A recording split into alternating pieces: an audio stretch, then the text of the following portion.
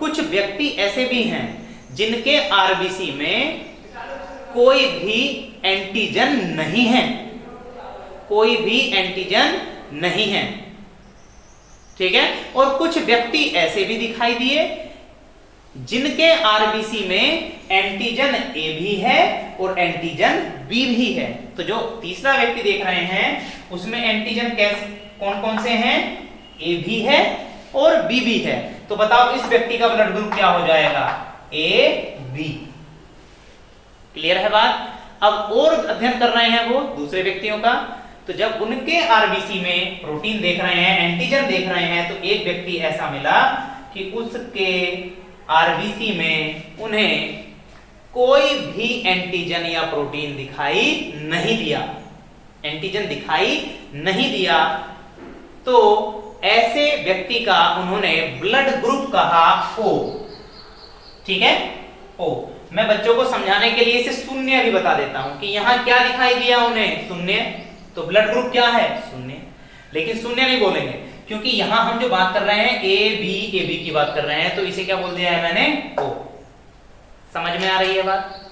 तो दोबारा एक बार ध्यान देंगे, जब 1902 में लेड स्टीनर व्यक्तियों के आरबीसी में प्रोटीन का अध्ययन कर रहे हैं, तो वो सभी प्रकार के आरबीसी में एक प्रकार का प्रोटीन नहीं दिखाई देता। वो प्रोटीन कितने प्रकार के हैं, दो। ध्यान रखेंगे एंटीजन कितने प्रकार के हैं, दो। एक ए, दूसरा बी। अगर एंटीजन ए है तो blood group A, antigen B है तो ब्लड ग्रुप बी। अगर ए और बी दोनों एंटीजन है तो ब्लड ग्रुप ए बी। और एंटीजन अगर कुछ भी नहीं है तो ब्लड ग्रुप ओ। क्लियर है, क्लियर है। तो बताओ जो ब्लड ग्रुप है उनका जो पता लगाया है या पता चला है वो किस आधार पर, चार प्रकार के ब्लड ग्रुप का पता चला एंटीजन के आधार पर। एंटीजन कितने प्रकार के होते हैं, दो, ए और बी। ये तीसरा नहीं है, ये दोनों एक साथ पाए जा रहे हैं, बस। क्लियर है। अध्ययन करते चले गए। अब लेड स्टीनर ने अध्ययन किया है प्लाज्मा का। किसका अध्ययन कर रहे हैं वो, प्लाज्मा का। उन्हें प्लाज्मा के अंदर भी कुछ विशेष प्रकार की प्रोटीन दिखाई दी और उन प्रोटीन को बोलते हैं एंटीबॉडी, ठीक है। क्या बोलते हैं उन्हें, एंटीबॉडी। क्लियर है। पहले हम गलत कर रहे थे, ध्यान रखेंगे ये एंटीजन है और ये एंटीबॉडीज। तो एक क्वेश्चन तो यहीं से तैयार होगा कि ब्लड में एंटीबॉडीज कहां पाए जाते हैं। तो बताओ जरा, क्या लिखा है, प्लाज्मा में, ठीक है। देखते हैं,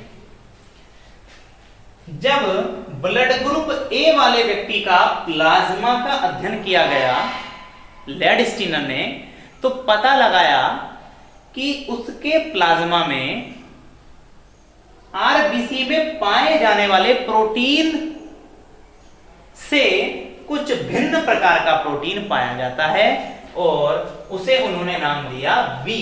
अगर सेम होता तो क्या नाम देते, ए। लेकिन वो अलग है, सेम नहीं है, इसलिए उन्हें क्या नाम दिया है, बी। जब बी वाले का देखा तो इसका भी अलग है, उसे नाम दिया ए, ठीक है।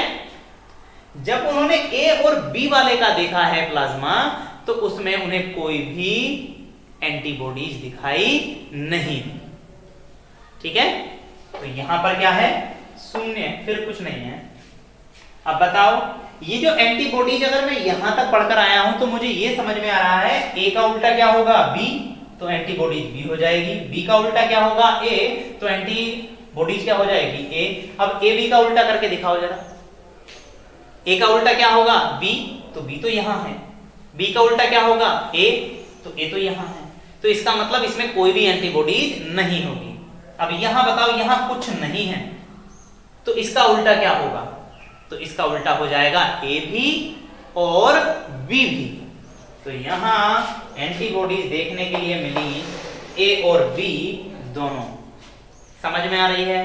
तो इस प्रकार हमारे पास ये एक टेबल बनकर तैयार हो गई है और यही टेबल पूरे ब्लड ग्रुप को समझाती है, ठीक है। समझ में आ रही है बात, देख सकते हो तुम ये वाली बात। हमारे पास ये एक टेबल तैयार है जो पूरे ब्लड ग्रुप को समझा रही है। क्लियर है यहां तक? क्लियर है यहां तक? हमने जो ये टेबल देखी है, ठीक है, ये टेबल किसने बताई है, या ये ब्लड ग्रुप कैसे खोजे गए, लैंडस्टीनर ने 1902 में कैसे पता लगाया, हमें समझ में आई बात? ठीक है। एंटीजन कहां पाया जाता है, एंटीबॉडीज कहां पाई जाती है, ये सारी बातें समझ में आई हैं। अभी और ध्यान देंगे, भारतीयों में blood group A, B, A B और ओ वाले व्यक्ति कितने हैं, उनकी संख्या कितनी है, ध्यान देंगे। जो ब्लड ग्रुप ए वाले व्यक्ति हैं वो हैं 23.5%। 23.5%। और जो बी ब्लड ग्रुप वाले हैं वो हैं 34.5%। और ओ वाले भी ध्यान रखेंगे 34.5%। और बचा क्या है, बचा है ए बी। और ए बी की जो संख्या होती है वो होती है 7.5%। भारतीयों में प्रतिशत। हमें समझ में आया है? तो मुझे ये बात इस टेबल को देखने समझ में आती है, जो ब्लड ग्रुप बी और ओ है, भारत में इस ब्लड ग्रुप वाले व्यक्तियों की संख्या सबसे ज्यादा है, जबकि ए बी वाले व्यक्ति सबसे कम है। क्लियर है बात? ये बात हमें सारी समझ में आ रही है। मैं इसी टेबल से तुम्हें ब्लड ट्रांसफ्यूजन अर्थात रुधिर आधान भी समझा दूंगा, ठीक है। उससे पहले अभी हम एक चीज और पढ़ेंगे। ध्यान दें, जब भी हम कभी अपना ब्लड ग्रुप टेस्ट कराते हैं तो उस ब्लड ग्रुप में हमें यह समझ में नहीं आता है कि मेरा ब्लड ग्रुप ए है, बी है, ए बी है, ओ है। ऐसा नहीं। डॉक्टर जब भी बताएंगे हमें बताएंगे कि मेरा ब्लड ग्रुप ए पॉजिटिव है या ए निगेटिव है, बी पॉजिटिव है या बी निगेटिव है, ए बी पॉजिटिव है या निगेटिव है, ओ पॉजिटिव है या निगेटिव है, अर्थात वो पॉजिटिव या निगेटिव में बताएंगे। कभी भी ऐसा नहीं बताएंगे ब्लड ग्रुप ए है या बी है, ए बी है, ओ है। तो वो पॉजिटिव और निगेटिव का मतलब क्या है, उसके बारे में हम बात करेंगे, ठीक है। ध्यान देंगे, अभी तक जो भी खोजें की गई हैं वो 1902 में किसके द्वारा की गई हैं, कार्ल लैंडस्टीनर के द्वारा, ठीक है। अभी इनके बाद, कार्ल लैंडस्टीनर के बाद एक साइंटिस्ट हैं जिनका नाम है वीनर, ध्यान रखेंगे वीनर, और सन है 1940। तो मैं अभी 1940 और दूसरा वैज्ञानिक वीनर, ये सन और याद रखेंगे, ठीक है। अब कार्ल लैंडस्टीनर ने वीनर के साथ मिलकर, कार्ल लैंडस्टीनर ने वीनर के साथ मिलकर 1940 में ब्लड के अंदर एक और प्रकार के प्रोटीन की खोज की। क्लियर है?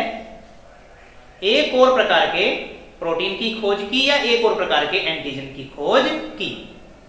और उस एंटीजन को जो खोजा गया वो खोजा गया था बंदर में, और उस बंदर को कहा था रहीसस बंदर। क्लियर है? ध्यान रखेंगे, रहीसस बंदर, ये रहीसस मंकी है।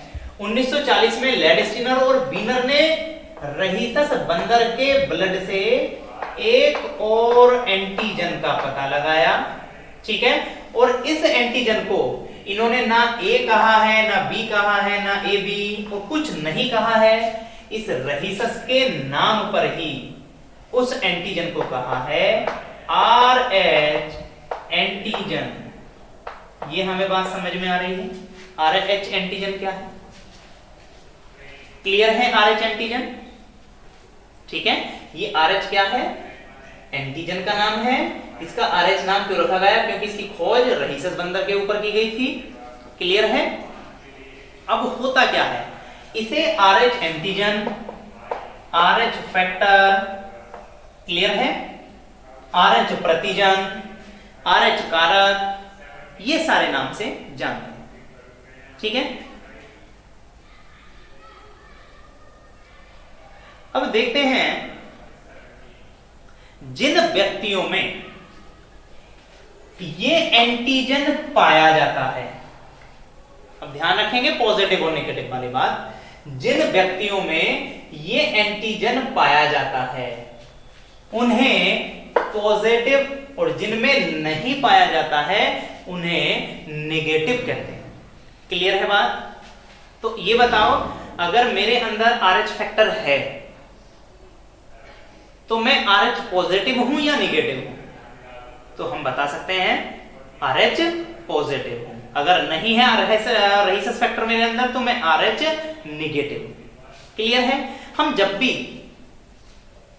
पॉजिटिव और नेगेटिव की बात करेंगे तो वो पॉजिटिव और नेगेटिव प्रदर्शित कराएगा RH फैक्टर को, किसे? RH फैक्टर को। अगर किसी व्यक्ति का ब्लड ग्रुप A पॉजिटिव है, इसका मतलब बताओ, इसका ब्लड ग्रुप A और ये RH पॉजिटिव है, क्लियर है।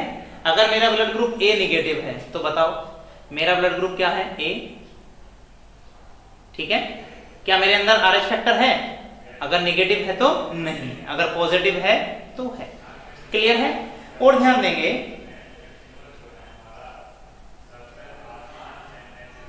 भारत में 97%, 97%, ये ध्यान रखेंगे 7, ठीक है, ये जो 97% व्यक्ति RH पॉजिटिव होते हैं, ठीक है, और शेष RH नेगेटिव होते हैं, क्लियर है।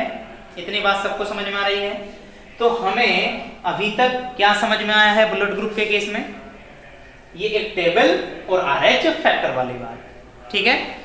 अब इस ब्लड ग्रुप के अलावा जो हमारा अगला टॉपिक रहेगा वो रहेगा ब्लड ट्रांसफ्यूजन, या कौन सा व्यक्ति किस ब्लड ग्रुप वाले व्यक्ति को ब्लड दे सकता है या किससे ले सकता है, ठीक है। ये वाली बात करेंगे हम नेक्स्ट वीडियो में, ठीक है। इस वीडियो में इतना ही, और नेक्स्ट वीडियो में या अगली वीडियो में हम एक अगले टॉपिक ब्लड ट्रांसफ्यूजन के साथ शुरुआत करेंगे। Thank you.